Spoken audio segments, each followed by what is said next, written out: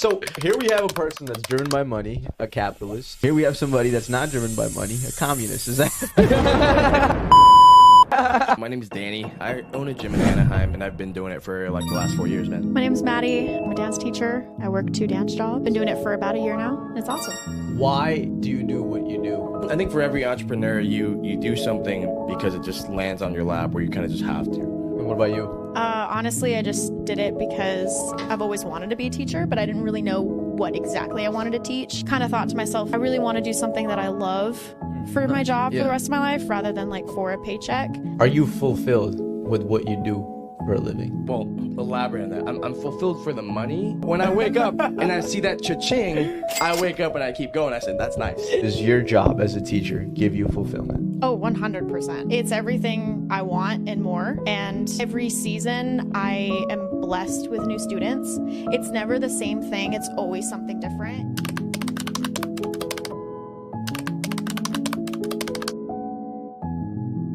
Welcome back to the Gen Z Speaks podcast. Today we are continuing our debate, I was going to say trilogy actually, saga. Okay, we're doing entrepreneurship versus 9-to-5er. Introduce yourself, bro. My name is Danny. I own a gym in Anaheim, and I've been doing it for like the last 4 years, man. My name is Maddie. I'm a dance teacher. I work 2 dance jobs. Nice. Been doing it for about a year now, and it's awesome. Sweet. Why do you do what you do? I was forced into it, man. I had to. You were forced into buying a gym Well, or owning a gym. I think for every entrepreneur, you do something because it just lands on your lap where you kind of just have to, right? I mean, at some point, you just figure out, okay, what's the next step? And at some point, I was kind of over the 9-to-5, which is perfect for this one. Right? I was over it. So I decided, hey, let me start my own thing. And the journey starts. And what about you? Honestly, I just did it because I've always wanted to be a teacher, but I didn't really know what exactly I wanted to teach. Originally, I was like, oh, let me go to school for my English degree. And then I started taking a bunch of dance classes because I've been doing dance since I was 12. Okay. And found out I'm pretty good at it. Not to toot my own horn. But no, I mean, I just kind of thought to myself, I really want to do something that I love for my job for the rest of my life rather than like for a paycheck.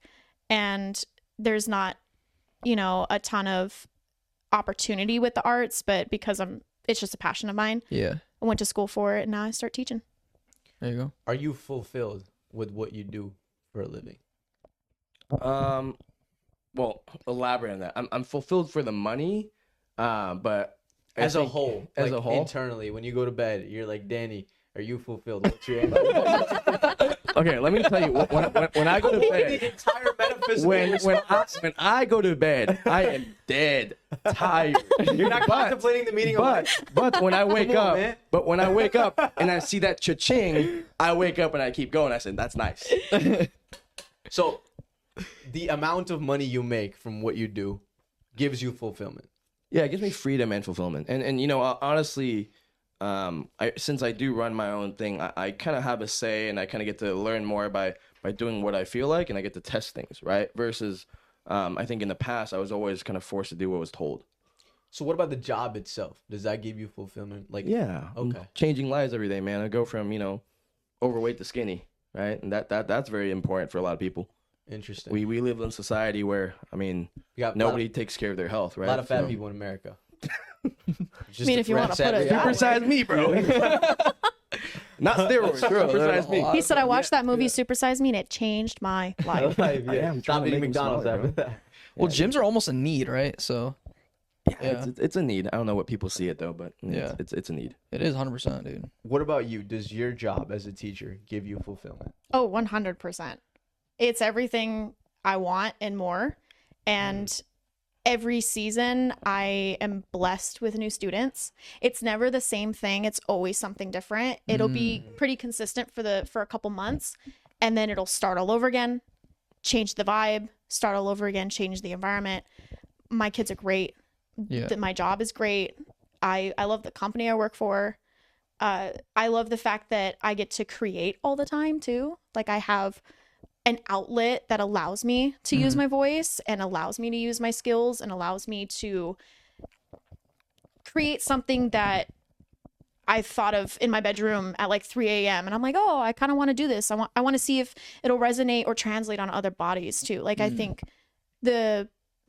not to steal your word, but like the freedom, the creative freedom that I'm getting from my job is everything I want and more. What about the company do you love? I love that I'm allowed to speak when I want to. And Okay. I love the fact that there's an open door policy with the owner. She's all ears all the time. If you have a great idea, she's welcome to hear it. If you have concerns, she's welcome to hear it. And it's not just her, it's the other instructors, it's the other people that are investing in her business as well. So like her and the manager, and you know, it's a good environment for me to be working in, especially because I'm a new teacher too. I think that's really important. Is it like a familial vibe? Like everyone kind of feels like family? Yes. Yeah. I really want to stray away from the term, oh, it's like a family here. No, but yeah. But everybody treats each other with so much respect that you can't help but call it family. Yeah. Like a family vibe. Yeah. Before you got your gym, right? You're not necessarily 9 to 5, right? But a standard job. Did you feel like, because you're working at a gym, correct? Did you feel like that family vibe, or what? How did you feel about it? Ooh, I was in sales, so I guess it's very, very different. Very anti-family. No, actually, it was very bro vibe, right? It's because you're still working with a team, Right. and yes. I think we're more aggressive. But it, to a certain extent, there is that family vibe because Toxic you are family, working. yeah. You are working with your Toxic team to hit a goal, man. And You suck, man. When you get that paycheck, you go do dumb shit, and then you just keep repeating and over and over. But you know, for anybody that likes to, go through ups and downs, sales is it, man. Yeah. I noticed when I asked him what gives him fulfillment, he mentioned the money aspect. So for your job, does the money aspect of it give you fulfillment? No. But I'm not the type of person that is trying to live my life trying to gain more money. Why is Like, that? It's never been like a goal of mine to, I mean, everyone can sit here and say, oh, it would be like the dream to have so much money that you can live comfortably for the rest of your life, or you can provide for your family and maybe someone in the house doesn't have to work, or, XYZ, whatever it is. But for me, it's not a money thing because I don't spend a lot. So there's already that's been instilled in me since I was a kid. I'm really good at saving my money. So if I'm working a job where I'm chasing the money, chasing the paycheck, Yeah. what kind of fulfillment artistically am I getting out of that? Because of my line of work. So chasing money, in your opinion, does not lead one to fulfillment. No. What do you think? It depends on what you want, man. So I do what I do because I do have like a further plan of, okay, I don't want to do the same thing over and over, right?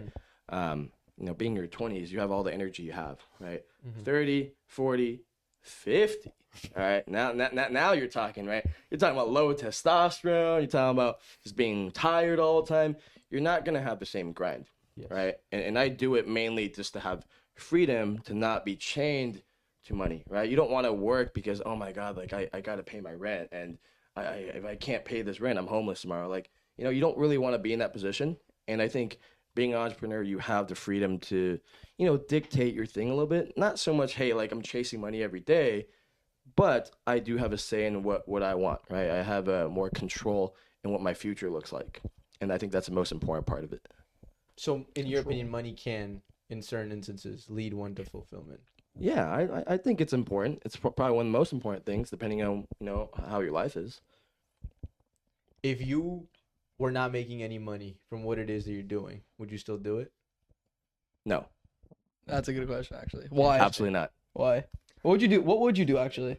I would find something that makes money. You'd find some. Yeah. Okay. So here we have a person that's driven by money, a capitalist. And here we have somebody that's not driven by money, a communist. Is that? Wow, we're putting labels on it now. She's an idealist. I'm kidding. I'm not. Listen, that was a joke. We have been labeled. I hope you We got a realize. commie here and a capitalist. We got a Right on the capitalist. But That's actually seriously though, so he said he wouldn't do his job if he wasn't making any money. And what's your answer to that? Would you still be doing your job if you got paid nothing? Yeah, Interesting. Why is that? because I get fulfillment regardless of what my paycheck looks like. It's a passion of mine, and it has been a passion of mine since the dawn of time. And whether I was making a boatload of money or little to no money, I would still want to do it because it brings me joy. It brings me happiness. What would you say to a crony capitalist who's completely driven by money? What would Jeez, I sound like I'm selling my cheeks for this, bro. Are you okay? You want to talk about it? We are talking about it right now. We have no choice. You want to chat? Let's Have chat. some conversation. You want a shoulder to cry on? Because like, you let me know. need I'm here one. for you, bro. I need one. I don't know. I feel like Why do you think people are driven by money? It's not a bad thing to admit that. I think 99% of humans are driven by money. yeah. If you come down to it, 99% of I think most people. 'Cause you I have think to. high majority people. Yeah, 99%. You have no choice. Yeah. well, especially now, 99% is high majority. Yeah. No, I'm not. I wasn't reacting to it. Okay. I feel like especially now in this time that we're living in because of how things are going, and I'm not going to get into it because that's not what we're here for. But Talk about politics. Just do it. You can if you want. You can talk No. about it. Speak your mind. Cap on here. Go Say whatever you you want. bleep me if I say something? No. No, we don't care. It's You can rated say R. anything. Ah, okay, cool. Yeah. Our top might age get demographic canceled, is 13 to 15. Oh yeah, you're right. You're right. Yeah, it's up to you. It's up to you. Let me just censor myself. I feel like because of this day and age that we live in the society we live in, and the economy and what's happening right now, everybody is driven by money Yeah, you have to be. to whatever degree that is, whether Yeah. it's a lot or it's a little. Right. So I don't think it's a bad thing to admit that you're driven by money or that money brings you happiness or whatever it might be. But I feel that there needs to be a degree of how much you want to be driven by it before it borderlines obsession, before it borderlines personality, before it borderlines ruining certain aspects in your life. Because some people can let that absorb their entire life. Yeah, 100%. With whatever it is, right? Whether it's money or whether it's dancing. Some people probably dance at fucking 20 hours a day, right? Or more, yeah. Or more. Well, that's why I said it really depends on what you're looking for. Like I'm looking for the future as far as freedom, right? I do not want to be stuck or have to work because I have to. I want to take time off whenever I want, right? And sometimes when you're working for somebody, you don't necessarily have that freedom, and unfortunately, it's not right. But due to circumstances, you don't have that freedom, and therefore you are controlled. I have a question. What do you want freedom? Like, what do you want to do with that freedom specifically? Just time. You want to have time for yourself, right? I want to be able to control my time and go, you know what, if I want to take 6 months off, that's that. I want to take 6 months off to work on myself, work on my health, learn a new skill, right? I mean, those are things that you use the time or use the money to buy the time as an entrepreneur, right? And I don't think any of us have kids yet, but like, for most people who are older, they always say I'm using that money to buy the time to have, that time with family. For me, I want to buy the time to be able to spend time with myself and then do the things I enjoy, work out whenever I want, take days off whenever I want. Not, I'm stuck here. Damn it, I got to go to work today. That's my piece. I just want to be able to control my time. An entrepreneur that's talking to somebody that works 9 to 5, their counter to their job might be, well, technically you are working for somebody, even though you enjoy working for that some person, it's not going to financially liberate you in the long term. What's your take on that aspect, that you might have to put in a lot of years at your job before you may or you may never have the time to be financially liberal, as someone might put it? I feel like being financially liberal is never going to happen. Because in either situation? In either Why is situation. that? Because you can set a cap for yourself, achieve that cap, and then your cap is going to grow. So let's say that you want to obtain X amount of dollars by the end of this year. Let's say you do that. Obviously, your goal is going to grow. So your goals every year are going to keep growing. So you say you want financial freedom, you say you want financial liberties, but I feel like as someone in your shoes, you're always going to want to achieve more and more and more. And there's always going to be that urge and that want. So yeah, you can take time off, but you're still going to be working and achieving your goal until what, you're like 80, 90, 100? past the grave? I don't know about that, man. I really don't know about that. You probably just sit there at 35, do absolutely nothing all day.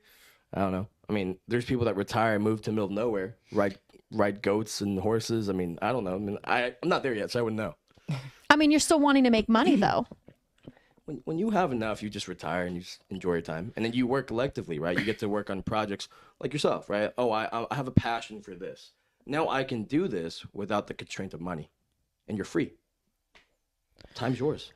So I get what you're saying. You're saying that with money comes greed, essentially what you're saying, right? Because you're always chasing. So I think that there's different tiers to it, right? And I honestly don't think it comes down to money. I think it comes down to like your willpower, your mindset. I think the people that are chasing greed are always going to be chasing greed, right? I think people that are chasing, I'm not Danny, I can't speak for him, right? But if you are chasing some financial freedom, okay, he turns 35, right? He's done. I think by 36, I don't know if he's going to be wanting more money, but I think he's going to be wanting something. So I think that in my opinion is like a good medium, right? Because you're always going to be wanting chasing something. You don't want to be sitting on a beach for a year and you're like, what the fuck am I doing with my life? I was doing so much back then and now what am I doing? Right? You want to be always chasing something.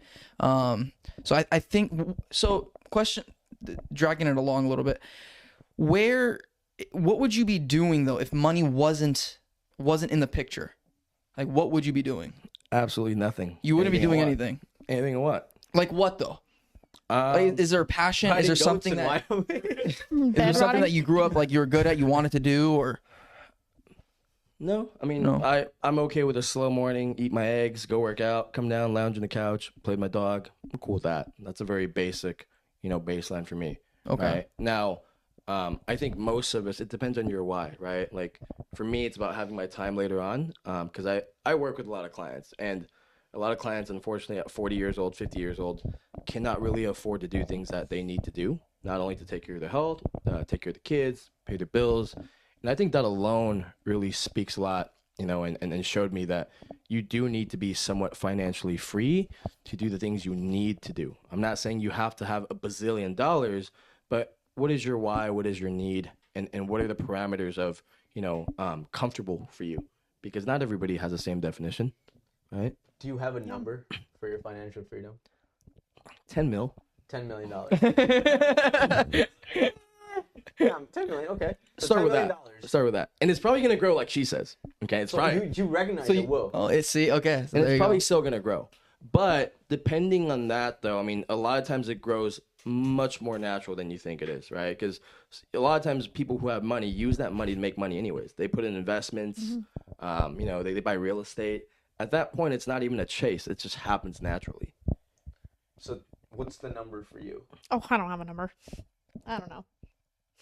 Have you ever thought about like a specific number that would make you stop doing what it is that you're doing? No. So you've never thought about like quitting your job or anything like No. that? Because you love your job. Mm-hmm. And you're willing to do it for the rest of your life. Mm-hmm. Go ahead. Do you know what you need to survive on a monthly basis? Well, it honestly depends because, I mean, I don't pay rent. Okay. I don't have a crap ton of bills that I need to worry about. It's more of just like necessities. So gas, groceries, phone bill, stuff like that. When that day comes, if that day comes, what would that number be? For like when everything's owed. How about owed? So sorry, what's your Final question? day of judgment. Right. Okay, the day where you have to pay your own rent, live on your own, not have the support. Because there's a lot of people that unfortunately they don't have family to support them, and if you ask them, hey, like, do you chase money? They're gonna tell you yes because that's their immediate need for survival, right? And then there's also wants and needs, but we can talk about that later. But right now, I mean, if you look at your bills, you're comfortable, right? Mm-hmm.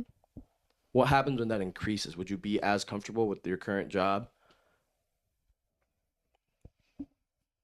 Like if my bills increase? No. I would probably have to get another job, or I would have to see about obtaining more hours or something like that. But when that day comes, it's not going to be like a thing for me. It's more going to be like, okay, this is, my situation now. Let me just roll with it and see what happens. Do you think you would still love your jobs at that point? Yeah.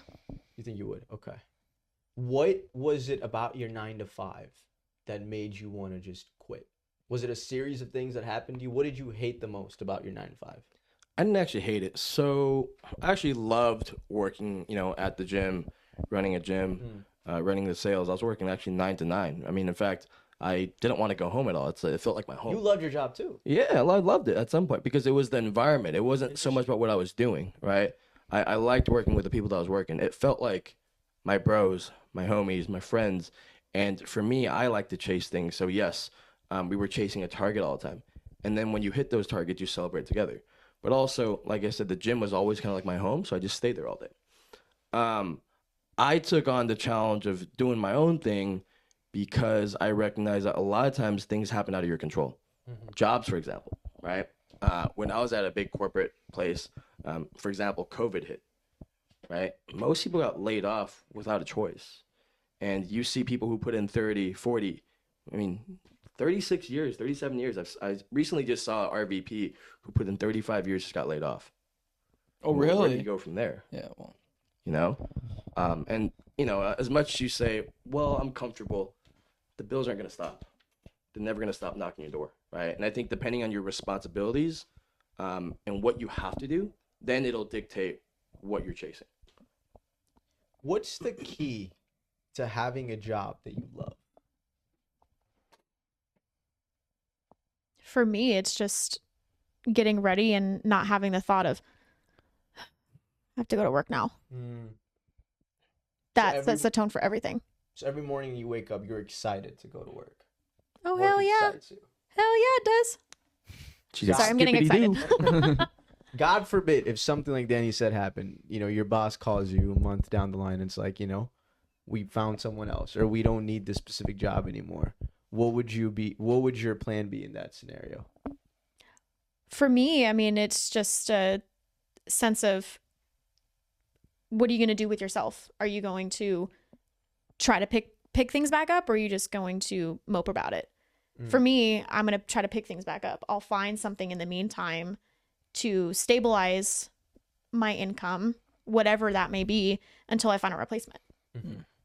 Or maybe I'll go back to school and figure out what's another passion of mine that I have. Let me go do that. Have you ever thought about opening your own dance studio? No. Why is that? Because I don't see myself as a business owner. The business aspect of running a company, having to worry about everybody's incomes, having to worry about bills, having to worry about projections, having to worry about increase in sales, whatever it is, that does not interest me. That stresses me out. I would rather just be someone who comes in, works, leaves. So the stress of leading a company or leading people is what is keeping you from entrepreneurship. The stress of being the sole person who's responsible it's for overwhelming. all of that it's not something that For strikes everyone, a right. match in interest in me. Do you get excited every day when you go in? I'm excited for the challenges and what we're going to do, what we're going to hit. So in a way, yes, I don't necessarily dread it. Okay. So see, I'm seeing a theme here, right? You're very excited about the present, right? Like, I'm living now, I'm happy, and it's a beautiful thing. You're more for the future, and you're happy about that, and that's a beautiful thing too. So I just want to draw that correlation. It's interesting because different personalities, they draw different interests, right? Because you're more for the present, you want to make sure you're good, you're happy now. You're living a happier life maybe, right? Than him, maybe he's fucking stressed out 9 to 5, right? And then the rest of the time 9 to 9, but he's waiting for that one day payoff. You know what I'm saying? So it's interesting. Well, actually, I do have a question for you. This is actually something, I don't know if you ever thought about it, right? You have one owner, right? Like, he or she? She has one location? That's it, right? Would you at some point want a raise? Oh yeah. Okay. So let's say she is comfortable and she doesn't want to increase more, right? She has the same mentality. She's like, hey, I make 10, 15 grand a month. I'm cool. You guys keep working your job. And she doesn't scale and open up a second, third, fourth, fifth location and increase the opportunities for you. What would you do then? I feel like if I've tapped all of my resources there and I have been respectful in approaching, hey, I think it's time that I get a raise, or hey, I think it's time that I get more hours, or, you know, whatever it might be. And the response is no, or, oh, we don't have it in the budget to do so, or, oh, we don't have it in the schedule to do so. I feel like if I've already tapped all of my resources in a very respectful way, that would probably be my time to venture somewhere else. Because if I am not able to, if I've already hit my cap of my growth there, then there's nothing left for me. So I feel like if I personally want to keep growing, maybe run a section of it, or maybe get more responsibility and just not being only an instructor, like doing scheduling or creating curriculum, or, you know, whatever it is. If some other place can offer that for me for more, yeah, I'll go ahead and take it. But I wouldn't leave until I've tapped all my resources. Would you leave before you found another job? No. Never have, never will. But your owner has to want to chase more in order to provide that for you, right? Yeah. Because at some point there is going to be a cap. So Yeah. that's for anything, any company, right? And that's why, I mean, if you think about the basics of it, though, you're still chasing in a way, right? You're still chasing for more income in a way, right? Because nobody can just stay stagnant. There's a saying, if we're not growing, you're dying, right? So if you put in 10 years and then nothing's changing, then what now? Because if the owner has the same mentality of, hey, let me just relax, let me not do more, because she's comfortable with her 15 grand a month, you know? And that's a lot of money for some people, right? Yeah. She's cool. She pays all her bills. She gets her organic bananas and her watermelons. She gets her, you know, grade A meats. She's cool, man. She's old. She's done. What about you, though? Sometimes I think, you know, entrepreneurs, they have to keep going for the sake of the people that followed them. You know, Are for you the sake of dying? people that put in that time. Huh? Are you dying? Aren't we all? No. I think no. You I was brought just up a born. good point though, because in a way, all of us are chasing towards something. But in your instance, it's money for the long term, and in her instance, it's just the pleasure that she gets from enjoying her job. Is that correct? Mm-hmm. So I think the question then is, how do you pick what you're chasing? I think it comes. I mean, I'm not the one debating here, right? But, Yeah, but- it comes yeah. down to personality. I think it's just how you grew up, You have right? to know yourself. You have to know yourself, yeah. And the thing is, you can't be afraid. Like if something's not working, you can't be afraid, in my opinion, to say, "Hey, this isn't working. I'm not happy with what I'm doing. Let me move on." Right? And I think a lot of people out there are afraid to do that. They've been doing, like, just for example, we had another guest here earlier, right? And he was doing corporate for 4 years, and he was enjoying it. But finally, he made that decision to leave, right? To me, 4 years is a long time to hate something that you're doing. Yeah. There's To also me, it's a 35. long time. Yeah, exactly. A lot of people, dude, exactly. There's a lot of people out there that are retiring, and they're like, fuck, finally. And it's like, you're in your 60s, bro. You hated life for this long. I think if you- it's I think it's just the fear of, like, there's not Anything else? anything better out there. Yeah. What do you Why? mean by that? Well, I mean, it depends on what you're trying to chase after. So, like, if someone is stuck at a job for 4 years and they spend those entire 4 years wishing that they can leave, the fear might be, oh, another job won't pay me as much, or, oh, it won't give me enough hours, or, oh, it's too far, I'm gonna have to move. Like, there's always this, like, constant anxiety of what if. So you stay because you're comfortable. Yeah. And it's familiar. Well, regardless, though, whether it's entrepreneurship or 9 to 5, like, you're not going to make it work if you do something you hate. Yeah. Right? You either have to do something you know, you like, or you can tolerate. Right? It's going to be one of three things. Yeah. You know, you love, or you can tolerate, which is, you know, one of them, right? For me, I chose something I knew, right? I was in fitness, I could sell fitness, and I could run a gym. So that's something I chose to pursue because I knew it was going to be for the long run, right? It was going to take me all the way pretty much to the next step. And if I was only chasing for money, I would go sell cars, but I hate cars. So no, I didn't want to do that. You would have gone to sell cars? No, man, I hate cars. No, you would have if it was just for money. Yeah, well, if my only goal was to chase money, Yeah. I mean, cars are easier to sell than fitness, way bigger ticket, right? But because I don't like the environment, because I don't like what it is, and, you know, anything about cars, I don't know shit about cars. So, therefore, I won't go sell cars. So, to a certain extent, I do agree with her. Don't do something you hate. Absolutely not, because it won't last. Do you enjoy the present? Yeah, enjoy it every day. Do you enjoy the future more than the present? I look forward to the future. I wouldn't. You can't really enjoy the future though. No, but like when you're ahead, when you think of the future, do you think of the future in more positive terms than the present? Yes, because your present is temporary. It's not always gonna be it's not gonna be forever, right? Whatever situation you're in, whether it's good or bad, it could change in a moment.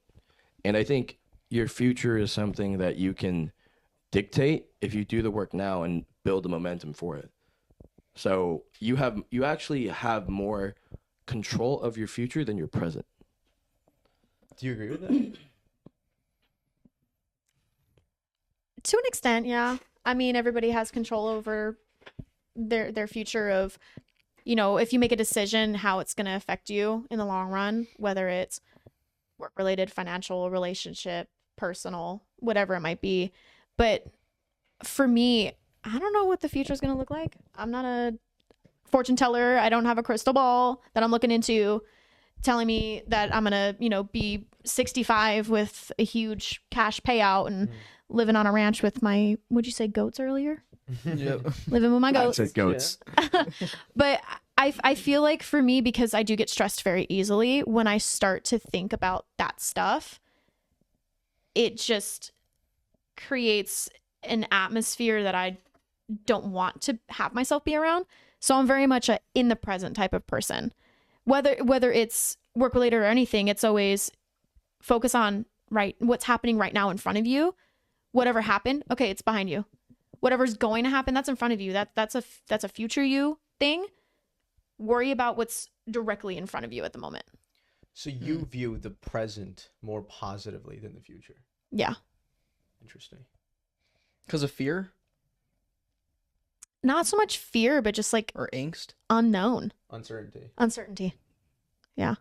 And that excites you, the uncertainty of the future. Or you don't think the future is uncertain? For you. There's always uncertainty, right? But where do you lean towards, I think, is your control, right? Financial freedom, time freedom, right? And you can't have any of those if you're only so, focused on what's in front of you, because you still have to look a couple steps ahead. You don't have to look 50 years ahead, but you could look at least 3 years ahead, right? And that's the whole point of setting goals.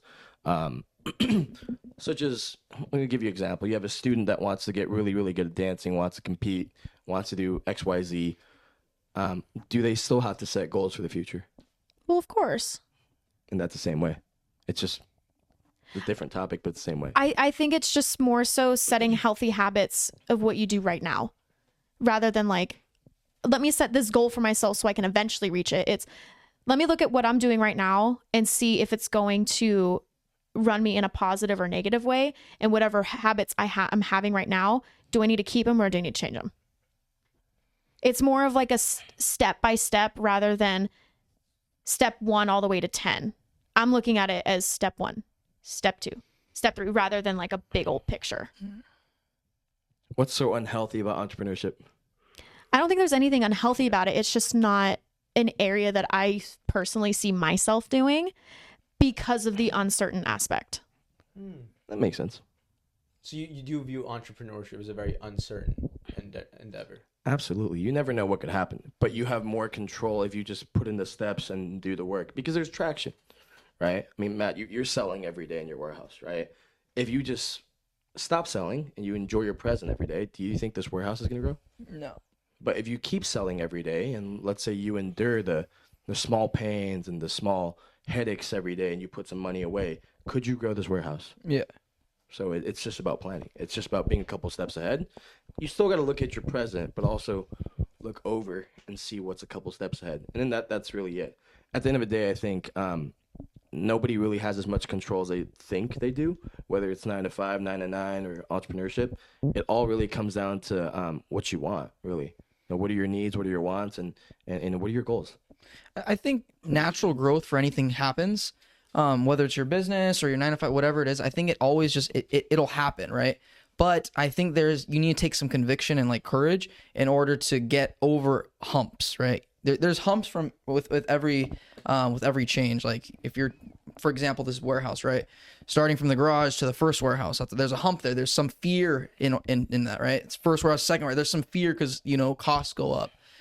this to the next. There's a lot of fear in it. And same thing with 9 to 5, right? Going from, say it's entry level job into, an associate position or like mid level, there's more responsibility. And if there's more responsibility, that means more of your time, most likely. And so it's just like that courage and willingness to do it. And then it'll just happen. How do you deal with the stress that she was talking about entrepreneurship? The responsibility of entrepreneurship. He said, deal with? Oh, man. It's a long journey, right? I mean, I think everybody has different ways, right? I think In the beginning. Yeah, well, look, I tell you, last year I think you probably see me do it, right? I was like putting nicotine pouches in my mouth like every minute, dude. Every minute. Like I was going through 2 cans. Can you a calculate day. that, please? I mean, I was doing like 2 cans. Yeah, those 6 zins. whoa. Yeah. I was doing it to the point where I was numb. How you still have teeth? It's still here. The point is, Let me see. Show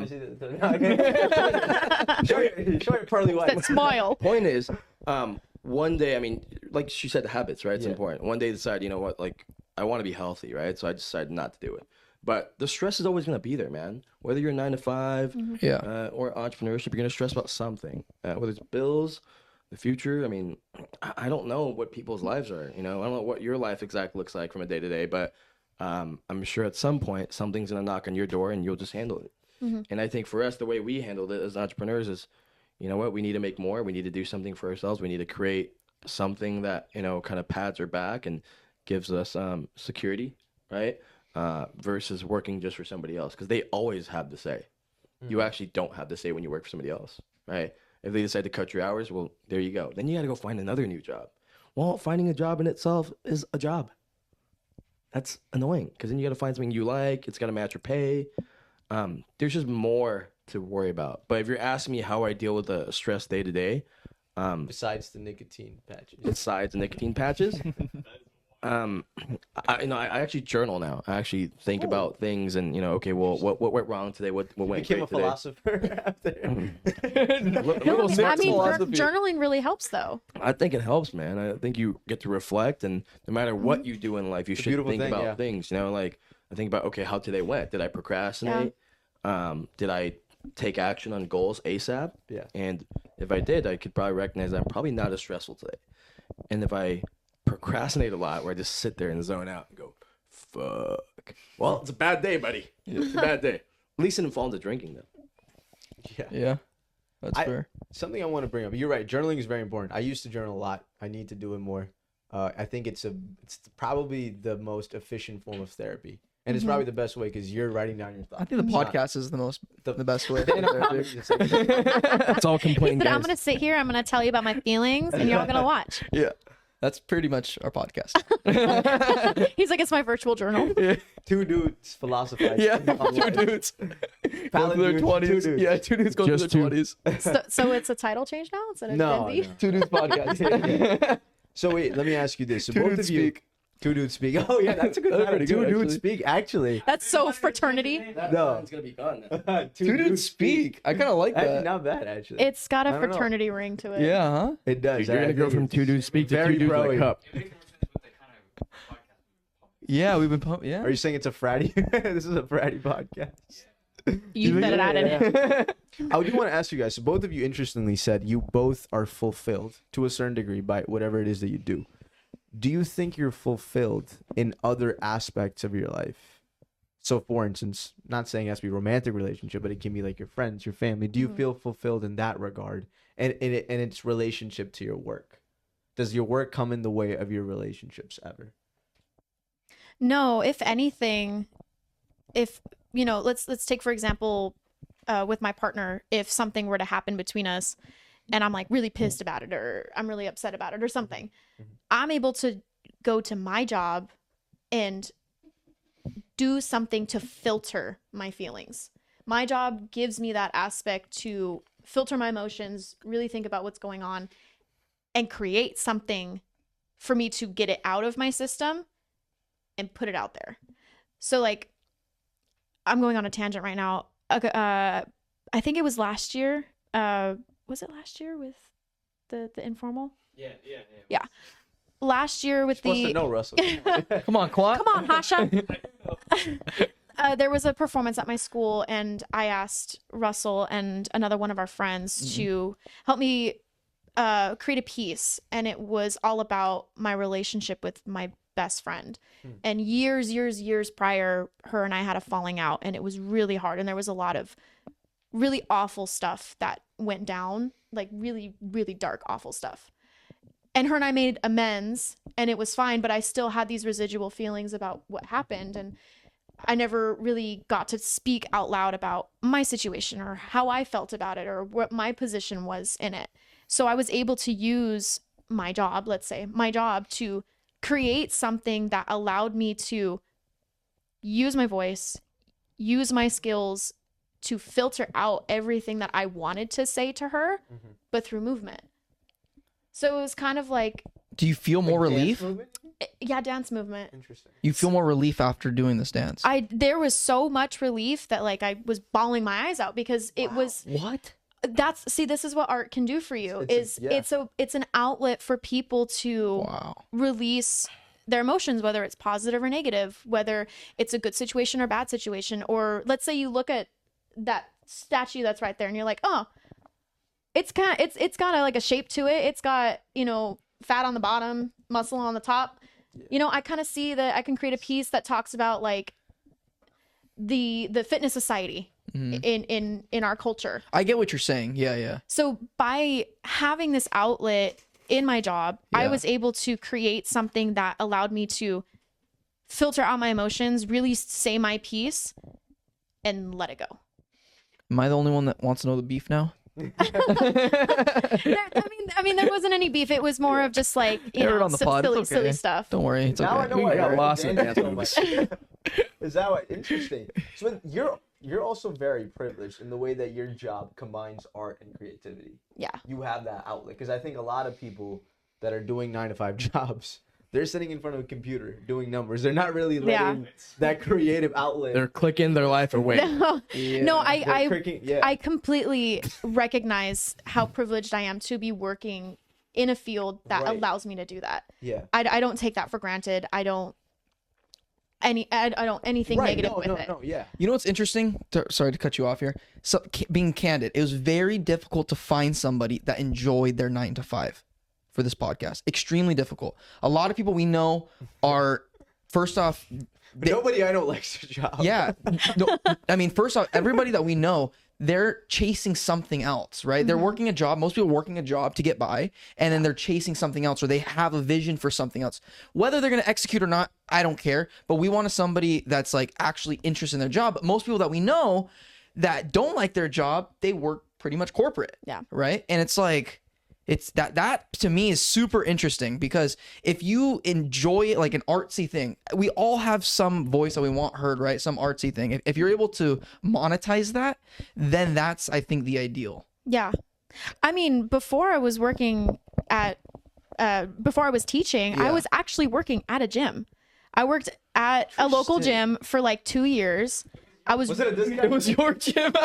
You don't remember me?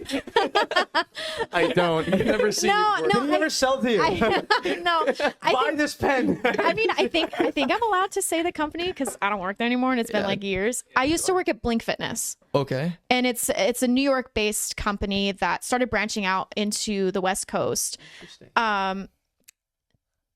Yeah, West Coast. Do they play Blink 182? Huh? Do they play Blink 182 all day? Boy, please. No, but like I used to work at a gym for 2 years, and it was consistent hours. I worked the same days, same time every week. I got paid the same every week. But I left because I wanted to start going into the field that I was going to school for. And the gym was never like a end all be all place. Right. And also the culture, awful. I've heard gym culture's toxic. What's wrong with gym culture? bad. That's what I've heard. It's so there were times where I made it very known to my coworkers, you are not allowed to say certain things around me because that makes me uncomfortable. Y'all go to the gym, right? You know how you know what's said.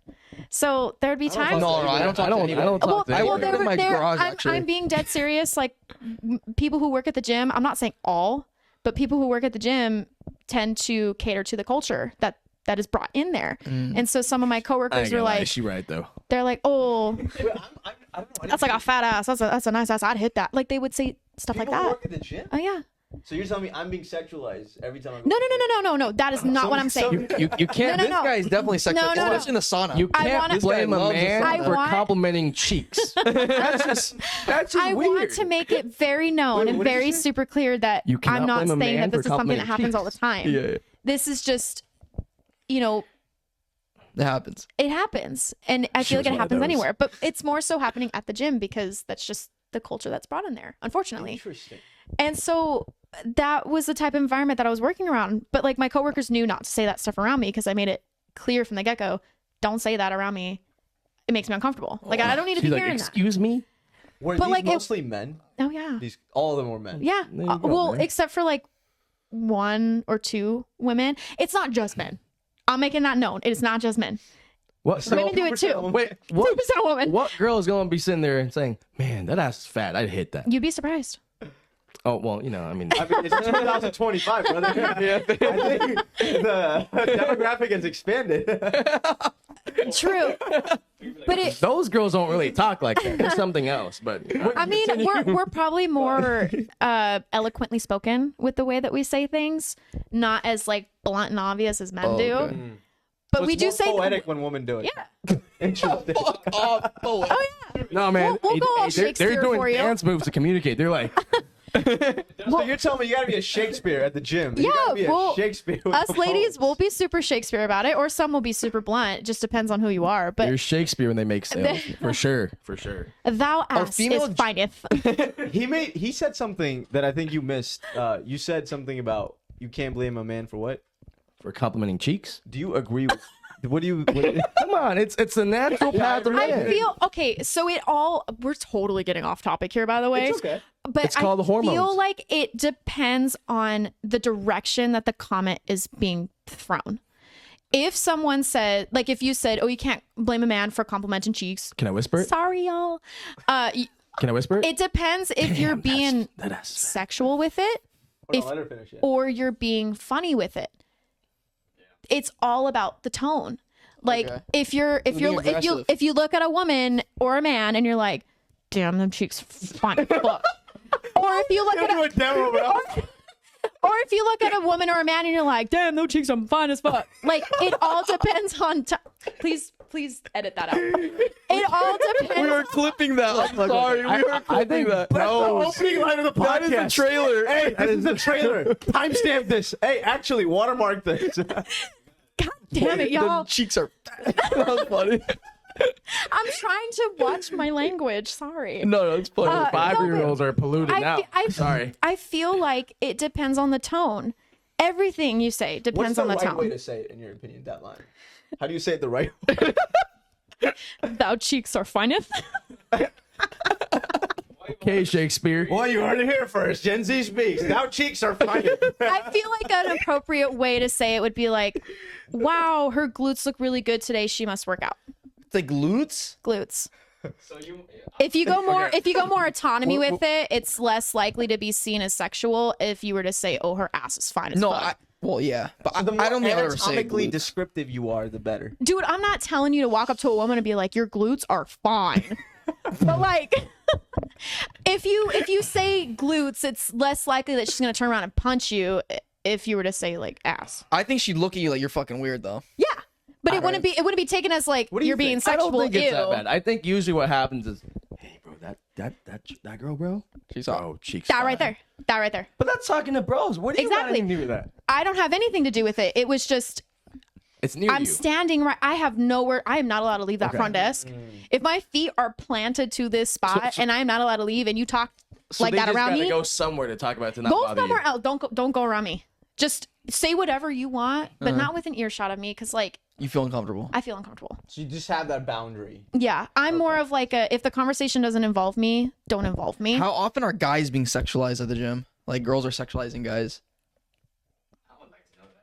I feel like it's 50-50. It's It happened. 50-50. I feel like it's 50-50. Yes. I'm gonna go back to the but like I previous said, topic. we're More this is discreet. really more fascinating. discreet about it. Yeah. We're really off topic. I know why this dude goes to the sauna. Trust me. We're really This guy goes to the discreet. I don't go to the sauna. sauna. Usually, I want to say, so, Oh, to tie into my like skin. control, you can't really control what people say, right? Like for me, No. I tune out a lot of things. Like, nothing really bothers me when people talk about stuff. But I think dudes, when they talk to each other, they have their own language, right? Yeah. And girls have their own too. So, I personally, and no offense to you, I personally stand very far away from people that are very, very sensitive because I'm a very vulgar person, but I also speak my mind.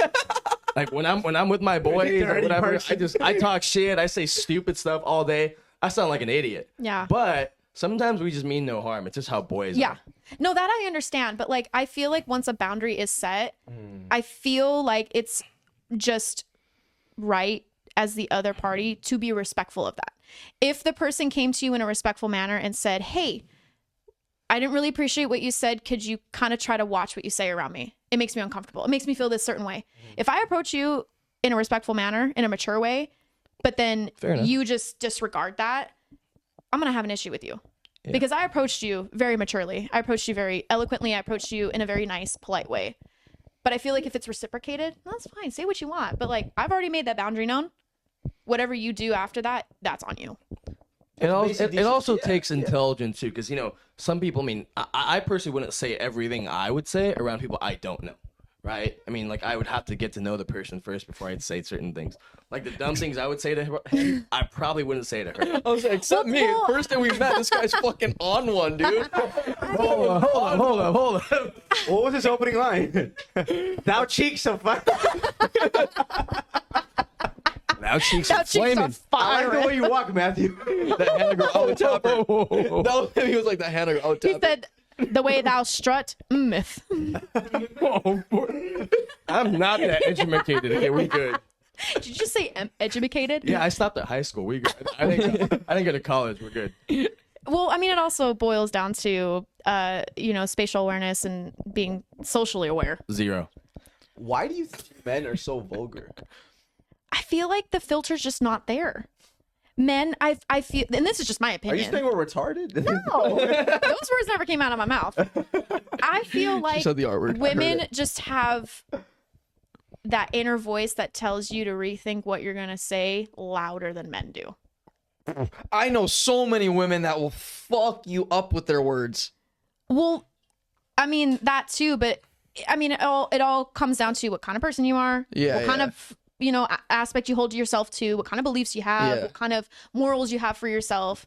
For me, my filter is a lot louder than most people because I care way too much about what other people think and how other people feel. I'm more of a let me nurture to the environment rather than just do whatever the heck I want. She don't mind her beeswax. No, I'm just kidding. Seriously, if the conversation doesn't involve me, I'm I not have a gonna question. listen. Okay, since I don't think people intentionally involve you, but let's just say two dudes were standing right behind you. They're at the line in Chick-fil-A, whatever it is, right? So it's Danny and Matt. Let's just say. What are you ordering? Nuggets? And let's just say you were just a little bit closer, but we're not even talking to you. We don't even know you. And I go whisper to Matt, "Yo, that chick over there, her cheeks are fat, bro." And I'm whispering to him. Does that bother you just because you're closer? But you're in an open environment. You can't control that. No, because I don't know you. Okay. I mean, Fair if enough. anything, Good if enough. you said that, I would probably stand there and be like, Bro, you look too. trying to see like where you're talking about because I mean, I'm morbidly curious. I'm just naturally like that. But I'm not going to be like, I'm not going to turn around and say, stop Freak that. That's out. so raw. So you're not a Karen yet. There you go. That's what I was Not trying a to figure out. No, I mean, I think my hair's longer than that. Oh yeah, Somewhat. the Karen cut, huh? No, I mean, if I don't know you, I mean, say what you want. Like, obviously, I'm going to have my own opinions about it. And I'm probably going to stand there annoyed and be like, I really don't want to listen to this. And I have nowhere to go because I was here first. But I'm not going to say something. I'm standing for nuggets, bro. No, I'm not going to say anything. Your point is very valid. You're saying it's only you only get, I guess, sensitive to those situations when you've already made it clear to the person that that's your boundary. And if they violate that boundary, I do think you have the prerogative to hold them accountable to Yeah, that. because I've already done my due diligence of bringing it up rather than suffocating it and not saying anything and just dealing with it. Yeah. If I have done my part in maturely bringing it to your attention, hey, what you said kind of made me a little uncomfortable. you don't have to stop saying it, but like just watch what you say around me because it makes me feel this way.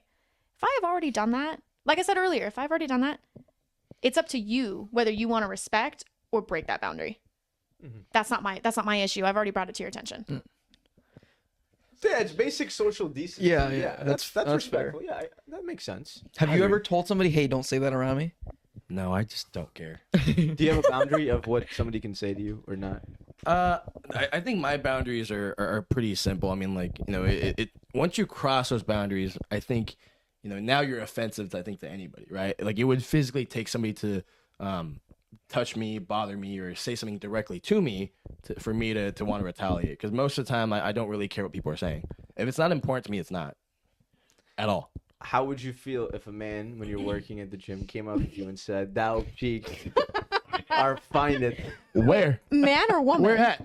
A man. You I know? would say where at. I would say where at. Let me see. I mean, it's not a bad thing. I mean, I just don't care. Oh, saying it to him, not about him. No, yeah, too. Oh, I thought you said like coming, like approaching him. No, and like saying- today. No. I mean, if it's like that, like, cool, thanks. Anyway, Let's they're move saying, on. oh yeah, this other chick. I'm like, yeah, where at? Oh, that's nice, pretty cool. Okay, well, let's move on.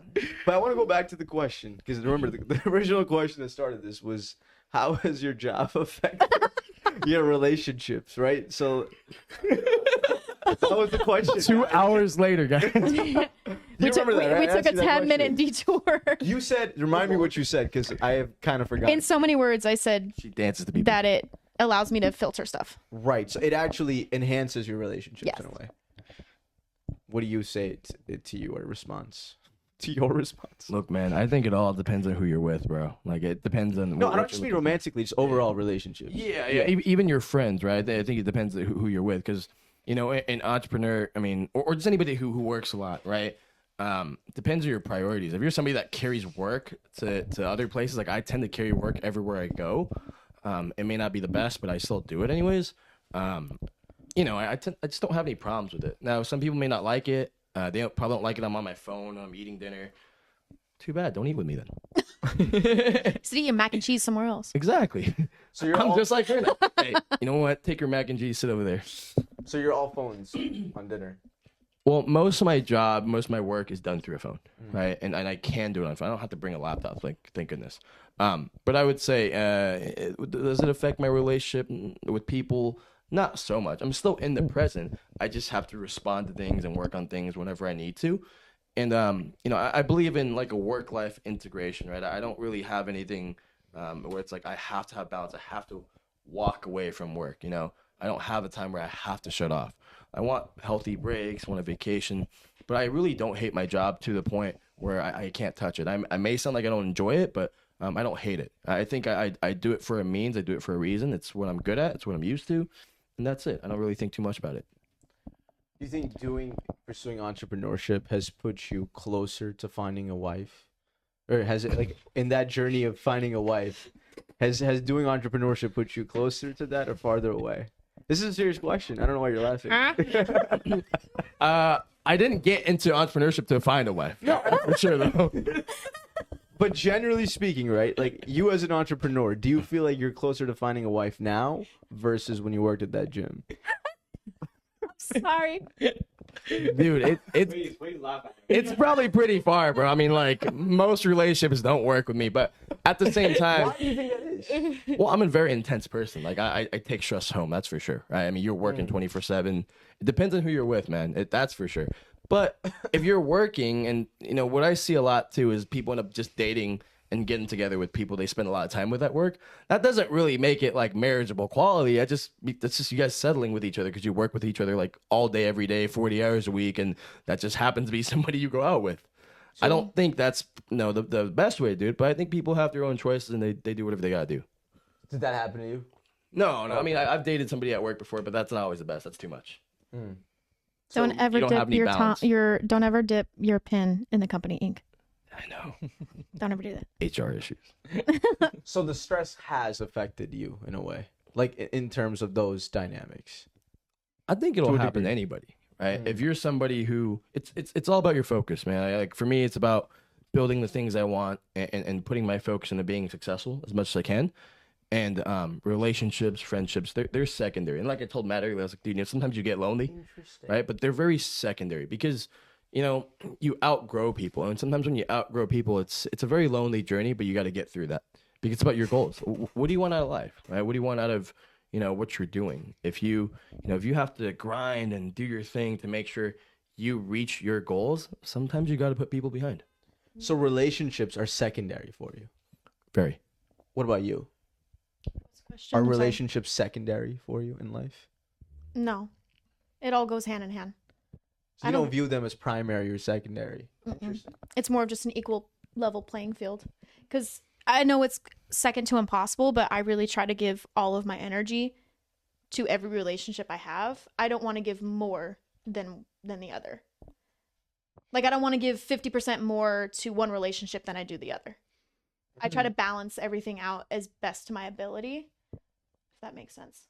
So when it comes to work, you don't view work as a primary responsibility compared to relationships. Because he's saying, entrepreneurship, that's really his primary responsibility. And relationships come second. In your instance, does work come before relationships? No. It does not. No. And why do you think that is? I know you like to be balanced and you like to give your time to different things, but why do you think you don't operate from like a hierarchical lens when it comes to that? Because work is not something physical in front of me. It's around me, it's in my environment, but it's not a physical being in front of me. And for me, I feel like I need to put more effort into the being that is in front of me rather than the environment that's around me. If that makes sense. That makes sense. Interesting. Do you think work is physical for you? Because you work at a gym, so it's the most physical thing. Well, okay, I don't directly coach clients. This actually ties into a very different topic. I think the view of a male and a female is very, very different, right? Because as a dude, you carry responsibility, right? Success is literally your responsibility. I don't care how you word it. Success is your responsibility, right? You have to be able to take care of yourself instead of worrying about take care of others. Take care of yourself first, right? But the reason why other relationships are secondary is because, you do change in life. I mean, it doesn't matter what you're doing, where you're at, things change, right? Your mentality changes, you grow, right? The first and foremost relationships that are important to me are the ones that are tied into my success. So does it help my business? Does it support it? Does it help me grow? If not, eliminate it. We talk about that later, because as you change in life, when you retire, you could hang out with anybody you want. It doesn't really matter at that point. You can go hang out with the crackhead down the street. It's fine. It's cool. Nothing changes, right? Crackhead, baby. But when you're grinding and when you're building something, you have to spend time with people that align with you, right? That either are heading the same direction, that can motivate you, or they're just not a bad influence. Somebody who is working, grinding all day up and down is not going to be able to make friends and hang out with somebody who just wants to party all day. Or is not going to be able to really understand and connect with somebody who really, really values, quote unquote, work-life balance. And I think it really depends, like I said, where you're at situationally, right? I've kind of had to just do things and get things done. So that was my direction. And I think I still enjoy most aspects of my life. There are some things in entrepreneurship that I would say are hard, but everybody will go through at some point. I think it comes just with age and just the journey. Do you ever wish you were the opposite? That you were satisfied with the 9 to 5? No, I don't wish I'm something else. I think this is the part where I take her route, where I just enjoy the present, right? Because you could wish, yeah, man, I wish I just like 9 to 5. I wish I just like this, but that's not who you are, right? And I wanted to do entrepreneurship. Actually, it was, like I said, it was not really by choice. It was, okay, well, it's time to move on, right? Do I still work for somebody else and have somebody control my freedom, or do I just do what I got to do and then control it? There's perks. There's always pros and cons to everything. I just value my time more than letting somebody else take control of my time. Do you ever wish you were the opposite? No. No? Why? I don't want to use the word content, but I'm very happy with where I'm at right now and what I'm doing right now. I asked that because as an entrepreneur, I have those times, to be honest, where I'm like, I wish my mindset was just different. I say what you want, but I do believe that there's times in everybody's life where you look at somebody else, like when I was at a 9 to 5, I look at an entrepreneur, wow, I wish I could be that, right? And then I look at people that work 9 to 5s remote, and I'm like, man, I wish I could do that, right? I feel like there's always going to be this give and take. You're always going to be dissatisfied with something, right? And it's just like pushing past to, in my opinion, to what you want more. And so that's why I stabilize. But I do have those times where I think like, man, I wish I was just satisfied and I was cool with cruising. Do the relationships in your life currently give you fulfillment? Loaded question. It doesn't need to be romantic. I'm just Romantic. Look at his face. Can we reword that question? Because No, I don't want to reword it. okay. Well, I don't. question, man. Okay, I don't. Goddamn good question. I don't hate the people I spend my time with. I mean, so I don't think there's a right or wrong answer. I mean, I don't spend a lot of time. I'm just asking you. Yeah. I naturally don't spend a lot of time with anybody else but myself and my clients and my business, right? So I wouldn't say they take fulfillment away from me or they provide a lot of fulfillment. I think it's a very good way to cool down and spend some time winding down with other people and still be connected to humanity versus being a robot, right? Yeah, like versus being like Elon Musk, bro. versus just grinding away and just This is my talking to human Wally. spending time. You know what? If anything, there are times I would say, man, I wish I could work as hard as Elon. You do say that. Yeah. Well, because those are the ones that create breakthrough, and I think Yeah. every time you've worked harder, things change, right? And sometimes I think like that, and then when you work hard, you're like, "Fuck this, bro! I'm out. I need to take a break." Yeah. It just happens. 100%. You always want to. You wake up. These guys, bro. They wake up one day and they're 60, and they're like, "What did I do? Like, what was my life?" Right? And sure, you make something, but then you forget that your actual life was lost. The reason why I asked you this question, bro, is because I'm 24. I think we're all in our 20s, and it's a time where I'm asking that question to myself: is what I want to do, whatever it is that I want to do, does that give me fulfillment, or does my family, my friends, and the relationships that I want to have give me fulfillment? And then which side do I pick, or do I have to pick her side, your side, or is the reality for myself somewhere in the middle? Do I have to create fulfillment according to my own subjective persona? Do you know what I mean? So that's why I asked you that question. I don't want to sound like a pessimist, but I think I'm more about reality, right? So you can be friends with whoever you want. When people get married, have kids, their focus is now within that circle, right? You can have 5 friends, and I've actually witnessed it in life, right? I have all these bros and whatnot. We dabbed up in the gym. We talk about the fat ass right here and there. We have all those talks, Excuse right? me, thou cheek. Thou cheeks are plump. Are plump. But then you do have a phase where you outgrow people, and then that's natural. Like that's just gonna happen, whether you like it or not. It's gonna happen, and people don't grow. Something's wrong with them, right? Something is wrong, whether they're growing, career-wise, financially, or, just in their relationships, right? So a lot of my friends have, moved on to having families early. So naturally, we just don't really hang out that much. So I think if you're in your 20s and your focus is just with friends, you will come to find out at some point, maybe, in your late 20s or 30s, that, damn, wow, like, what did I do? Where's my focus? Because your friends are going to move on to something more important other than just bro time. And if you really don't have that loyalty to yourself to build something for yourself, then it might bite you back later. But like I said, it's different for everybody. I personally want to be more selfish and loyal to myself so I can have what I want and do what I want. Am I where I want to be yet? Absolutely not. Far from it, right? But at the very least, I have the freedom I need to do things. Like today, I was able to, jump on here for a podcast, make time for it. I think it's important. I like to spend time with my buddy here. So those are some important things that I think entrepreneurship has given me. Right? I'm able to make time for things that are important versus, oh man, I gotta really push this back. I gotta beg for this PTO. I gotta really ask for permission. Fuck no, bro. No permission. I'll do what I want. So in a way that it does give you entrepreneurship, being your own boss, does give you the time to invest in the people that you really want to.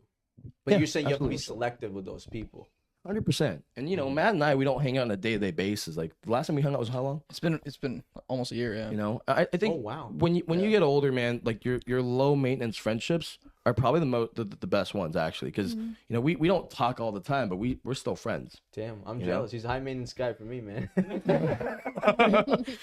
Which one's a butt buddy? Which one's a clingy one here? Bro, I'm trying. This is my thing. Okay, I'm trying to lock this fucking podcast in. That's what we're trying to do here. And if we're fucking lollygagging this way, that way, this way, that way, it's like, no, bro, let's No, he fucking was lock asking in. friendly, not professionally. Remove What? a professional relationship. He was asking who's more clingy. Yeah, who's more I think clingy? we're both about. I mean, I don't know. Bro, I very much value relationships. So I value different things, right? My business is my primary focus on the day to day. I value my relationships with my friends a lot. My family, same as my friends are like my brothers. Like that's how I feel, right? And family is obviously just family. And then I value taking vacations and trips. Those are the things that are just most important to me. And I tend to I tend to romanticize life too a lot, right? And so I do think like in 10 years, and I've told the guys this, but I mean, these guys have been my buddies since like middle school, right? I've told them like in 10 years from now, we're all gonna be married and shit. And it's like, we're gonna Hopefully for me, yeah. God willing, God please. I'm waiting right here. no, but we're gonna be looking back Gonna have a on pray personal for it, ad bro. out soon. this, right? You better take some of those leaves and start shaking and start praying. Man. Or I might just go to the gym with a loudspeaker. That way. Hey, you know on the 91 they have a lot of empty billboards, right? Hey, every girl that Man walks needs a wife. past, every girl that Ibrahim walks past, Ahmed. you get a fat ass. You know, No, it has to be thou has nice ass. If our podcast gets really big and I still don't have a wife, I'm down to do that billboard. Just for my name. Yeah, that'd be lit. Ibrahim Ahmed needs a wife. Yeah, they have like We're those gonna have to run an James ad ones. for him, looking for 5 women who want to be Four. his wife. Four. This Just guy's four? master Four. ad, so we can make it happen. So but the thing is, the thing I admire about Matt is you are able to balance everything as an entrepreneur. Or do Yeah. you feel overwhelmed? I mean, and that's a bad question, actually. That's a bad question. I'll take that back. Because overwhelmed, and we all get overwhelmed. But you're able to balance everything for the most part Yeah. as an entrepreneur. That's one thing that I think I've gotten really good at is just balancing everything that I have to do. Danny every time I talk to Danny, he's like, what's new? And I tell him this new thing I'm doing. He's like, fuck, dude, you just got to fucking focus on Paladudes, right? And just grow this. But I like part of my entrepreneurship journey is like I enjoy doing different things, right? Paladudes is still the primary. It's still growing. Maybe it could be growing faster if I didn't do the pod and all my other shit that I do, right? But something that I've gotten good at is like I can't stand downtime. Like I fucking go. What does that mean for you, down? Downtime is if I'm idle. If I'm at home and I'm not, if like say there's no appointments at the warehouse, there's no podcast, I don't have to send any emails out for business brokerage. I'm not doing this or that, hanging out with my Texting me girlfriend. pics from back in 2015. I can't. Well, my mom sent me that actually. That's cool. Yeah. Yeah. But I cannot stand downtime, right? And so that's probably why I'm maybe occupying myself with so many different things. It's boredom. It's It's boredom. boredom. Yeah. I can't stand being bored or standing still. Like something's fun. Like this to me is just fun. This is like a hobby to me, this pod, right? Even though I'm hoping it grows. But yeah, I think in the beginning though, like in high school, I was really bad at time management. Really, really bad. My parents would talk shit. My aunt would talk shit. And then college came and I got a little bit better. And then I think I don't know, over time you just realize like important things and what I want. That's something, entrepreneurship, like starting Paladudes was really able to allow me to do what I want when I want. And so like starting other businesses, like whatever it is, I can do what I want because I'm not tied down to the warehouse, right? It's appointment based. I can go fucking, to the beach or just do whatever I want, right? Obviously there's restrictions. I work 7 days a week. He works 7 days a week, right? I mean, I'm always on my phone selling, doing whatever. But yeah, like over time you just, I think like going back to it, I think about, dude, 10, 15 years, like my dad and his friends, they're 25 years older than us, but they look back and they talk about experiences that they've had together and they've done this, they've done that. And I'm like, that's a beautiful thing. Like if we're hanging out just for the podcast, right? We're going to look back and maybe we're going to see successful podcasts, but we're not going to see times where we're just shooting the shit laughing. Right. And that to me is, I love that kind of stuff. I love sitting back, even with fam. I like sitting back and doing that. So, yeah. As somebody who works a 9 to 5, do you ever concern yourself? I mean, I know you don't like to think about the future, but are you ever worried that your 9 to 5 might eventually get in the way of your family time, your relationship time, when you have to have like more than one job, or if it's not paying you the amount that you need for your bills? I mean, like, that's kind of right now. Like, I work 2 different teaching jobs. Yeah. And then I work at a medical office, but I'm a floater, so I go in when I want. Okay. So technically, I'm working 7 days a week. Like, I don't have a single day where I'm not working. And if I'm not working, I'm at school. So, like, You're always busy too. I'm always busy. Yeah.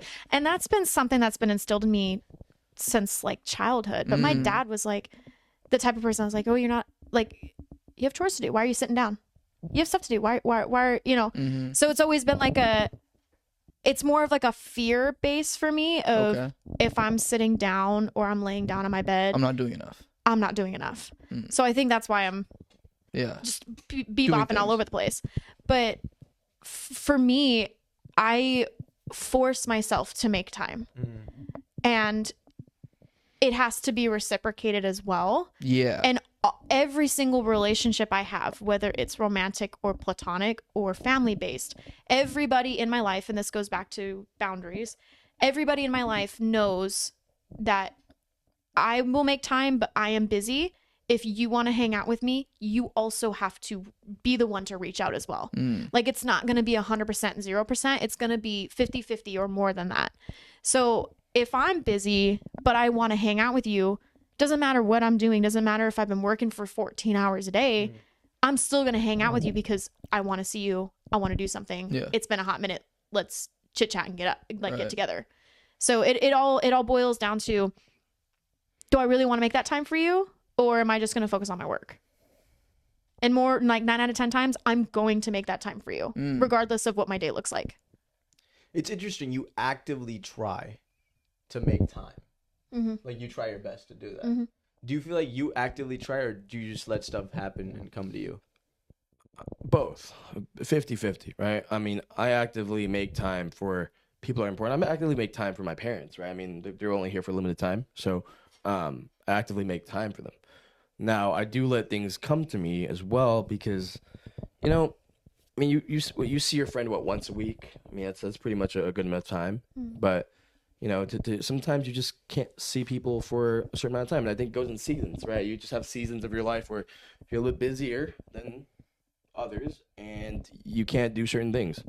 And during those times, you would hope that people around you would just understand, and either they would make time for you or just understand and give you your space. And that comes with your circle. That's why I said relationships are a little bit more secondary because, you know, if you're prioritizing a relationship all the time and, you know, you forget about yourself, they are still eventually going to prioritize themselves. That's true. Right? Yeah. I mean, they're going to have to.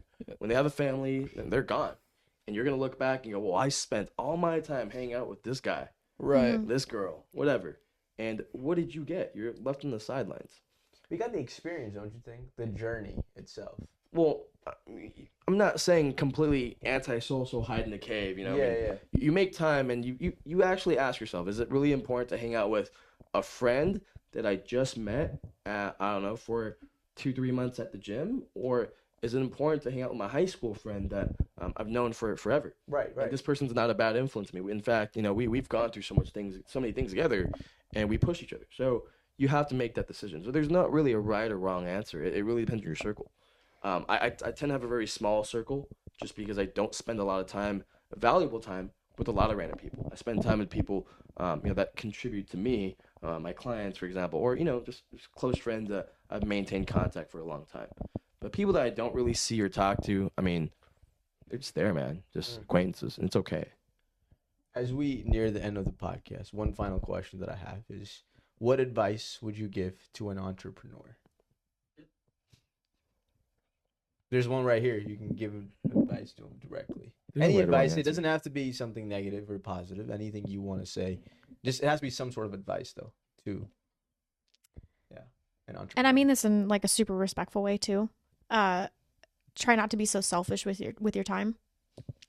Try to stop being selfish. Okay, I'm sorry. And I don't mean that in a negative way. I mean it more in like a healthy type of selfish way, whether you're being selfish in a healthy way or you're being selfish in a negative way. Just maybe try to reevaluate whether or not you're being negatively selfish or you're being healthy selfish. See that and then divvy your time out that way. Fair enough. Honest. That was an honest response. How about you, man? What about you? 9 to 5er. It depends on what she wants, right? I mean, you don't always have to give unsolicited advice. If you're happy with where you're at, keep doing you. I'll give your unsolicited advice. I want you. I don't have one. No, I mean, not for her. I'm unless just saying for she- any okay. any 9 to 5. Oh, Yeah, not for This is not. This She is not made a it about tunnel. you. I totally said Okay. entrepreneur. This is not a tunnel to me. I am world. I mean, ultimately, I think you got to set your goal, right? Like, what do you want out of life? And if your 9 to 5 isn't cutting it, just understand that there's only 24 hours in a day. You're not gonna work 9 to 5, 5 to 9, and then another 9 to 5. You're gonna be dead, bro. You do have to think about the future at some point, and the world is much more uncontrollable than you think. You really can't just hang on to something. So many uncertainties. Like, your job could be gone tomorrow, eliminated tomorrow, right? So just make sure if you find a job, it's a good fit for you. It's important. It's something that lasts long. It's something that's recession proof. Otherwise, you're going to be in circles. Solid. That's good advice. Anything else you guys want to say before we end the podcast? Cheeks. I swear to God, if you clip that, sorry. I swear to God, if you clip that, I'm coming for blood. He has final cut. Okay, comment directed to all y'all. I'm gonna open Instagram and I'm gonna see that. I'm like, I think we have to do that. Just Give as, me a zoom in. God damn That's it! the intro. That's the intro. Yeah. and then Intro. it'll be you telling us not You to want do more it. views? You're gonna That's post intro. it and then you're just gonna let like 2 weeks go by and that's the only thing that this podcast that everyone's gonna see. No. We post every day. All the views are in the first 10 seconds. That's gonna be the highest ranked clip. Hooray! Something I don't want to do. Thank you guys for coming on the podcast. We Thank you. appreciate you. What, you want to say something last? Okay. All right. Thank you guys. Thank Appreciate you for having me and Thanks, man. homie over here. It was a good time.